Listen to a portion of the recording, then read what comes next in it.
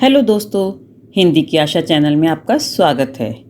आज हम पाठ 11 जो देखकर भी नहीं देखते के प्रश्न करेंगे। प्रश्न 1। जिन लोगों के पास आंखें हैं वे सचमुच बहुत कम देखते हैं।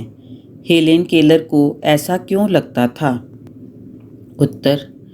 हेलेन केलर को ऐसा इसलिए लगता था क्योंकि अक्सर आँखों वाले लोग उनसे कहा करते थे कि उन्होंने कुछ खास नहीं देखा।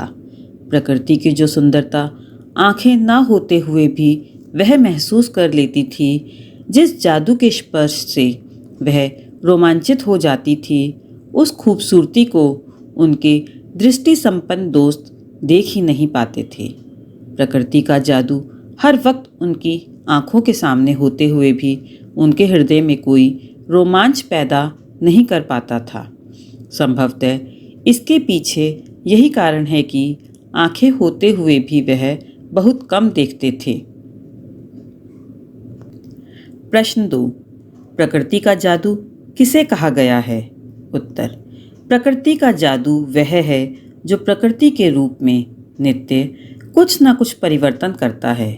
प्रकृति अपने रूप के आकर्षण से हमें अपनी ओर जादू की तरह आकर्षित करती है।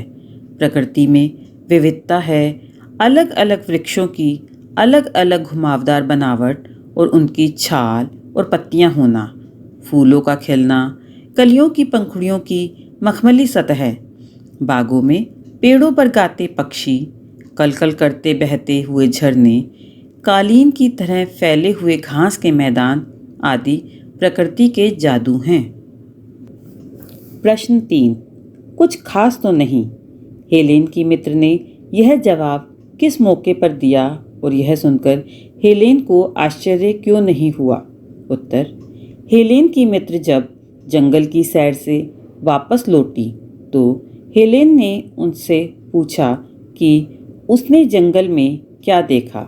इस पर उनका जवाब था, कुछ खास तो नहीं।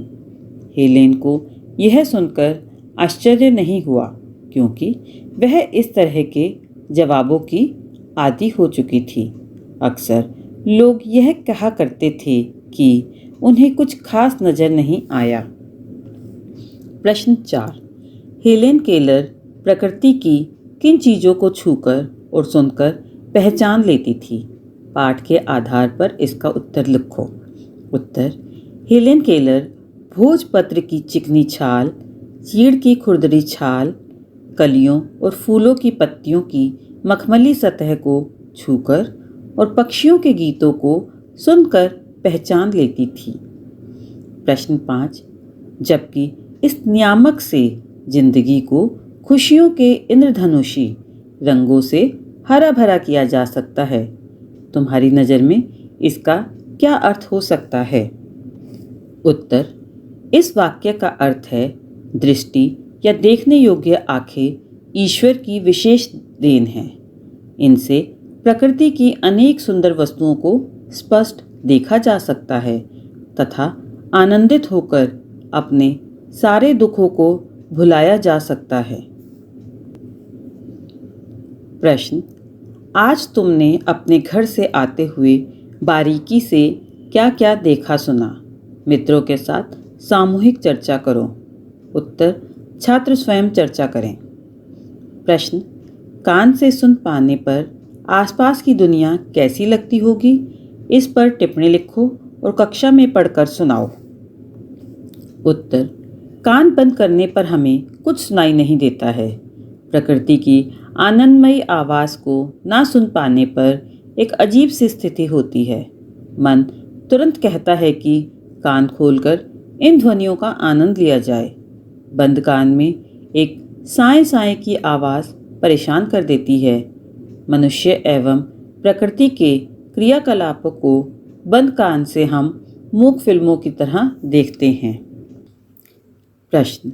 तुम्हें किसी ऐसे व्यक्ति से मिलने का मौका मिले जिसे दिखाई ना देता हो तो तुम उनसे सुनकर, सूंघकर, चखकर, छूकर अनुभव की जाने वाली चीज़ों के संसार के विषय में क्या क्या प्रश्न कर सकते हो? उत्तर। उनके अनुभव जानने के लिए निम्नलिखित प्रश्न कर सकते हैं। किसी भी ध्वनि को सुनकर वे कैसे अनुमान लगाते हैं कि ध्वनि किसकी है? किसी भी चीज़ को चखकर वह क्या है और कैसा अनुभव करते हैं? क्या आप पक्षी की आवाज़ को सुनकर उसका नाम बता सकते हैं? यह कैसे संभव हो पाता है? सूंघकर अच्छी बुरी चीज़ का अंदाज़ा किस हद तक लगा पाते हैं? क्या आप सूंघकर बता सकते हैं कि यह कौन सा फूल है?